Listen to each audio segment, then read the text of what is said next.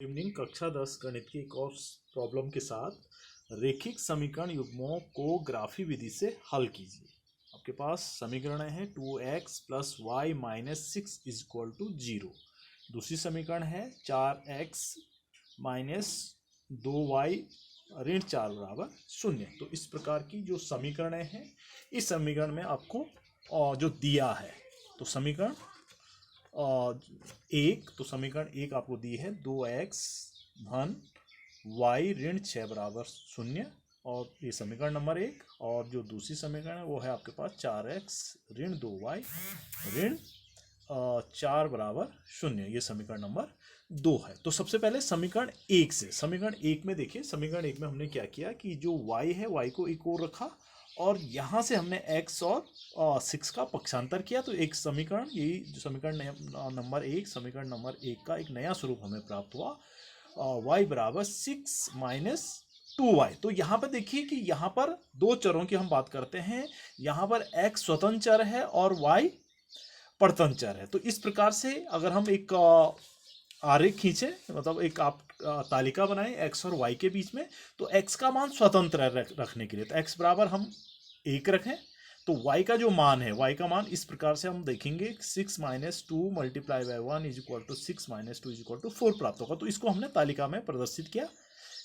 1 और 4। दूसरी जब हम x बराबर 2 रखते हैं तो x बराबर 2 रखेंगे तो वो y बराबर 6 minus 2 multiply by 2 is equal to 6 minus 4 is equal to 2 हमें प्राप्त होगा। तो इस प्रकार से हम कह सकते हैं कि ये दो जो बिंदु हमें प्राप्त हुए हैं, या हम इनको कहें कि रेखिक समीकरण के से रेखा के निर्देशांक 1 4 और 2 हमको प्राप्त होता है। तो इस प्रकार से हम कह सकते हैं कि अगर हमें ये एक रेखा का समीकरण मिला, उस रेखा को अगर हमें प्रदर्शित करना है तो उस रेखा को हम कैसे प्रदर्शित करेंगे कि हम चतुर्थांश में, ग्राफ को चतुर्थांश में बांट देंगे और इन बिंदुओं को, जो पहला बिंदु हमारे पास था 1 4, तो 1 4 को दिखाने का तरीका 1 x x पे चली गई दूरी, 4 y x पे चलेगी दूरी, उसका कटान बिंदु हमें इस प्रकार से यहाँ पे प्राप्त होगा 1 4। और जो दूसरा जो बिंदु था वो 2 2, तो समीकरण 2 2, तो x x पे चली गई दूरी 2, y x पे चली गई दूरी, तो ये 2 2 हमें प्राप्त हुआ। तो इस प्रकार से इन दो बिंदुओं को अगर हम मिलाने पर जो खींची गई जो रेखा है, वह जो रेखा है ये 2x प्लस वाई माइनस 6 बराबर 0 को व्यक्त करती है। तो ये रेखा का एक स्वरूप है। इसी प्रकार से फिर हम आगे बात करेंगे कि समीकरण नंबर 2 से, तो समीकरण नंबर 2 पे अब ध्यान देंगे हम। तो समीकरण नंबर 2 पे हमने कहा, समीकरण नंबर 2 है आपके पास 4x minus 2y is equal to 2y minus 4 is equal to 0। इसको हमने इस ढंग से इसको व्यवस्थित किया, तो यहां से हमें मिला y is equal to 2x minus 2। तो फिर वही इसमें x स्वतंत्र चर और y परतंत्र चर है। x इक्वल टू 1 हमने रखा, x इक्वल टू 1 जब हमने रखा तो जो मान है y का, जो मान है वो हमें 0 प्राप्त हुआ। और इसी प्रकार से जब x इक्वल टू 3 रखा तो जो y का मान है वो हमें 4 प्राप्त हुआ।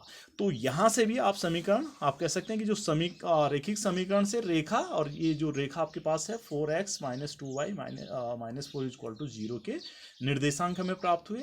तो ये निर्देशांक 1 0 और 3 4 हमको प्राप्त हुआ। तो इस समीकरण को दर्शाने के लिए आप कह सकते हैं इस प्रकार से हम इस वाली रेखा को दर्शाएंगे। इसका एक बिंदु आपका x x पे चली गई दूरी 1, y x पे चली गई दूरी 0, एक बिंदु ये प्राप्त होगा।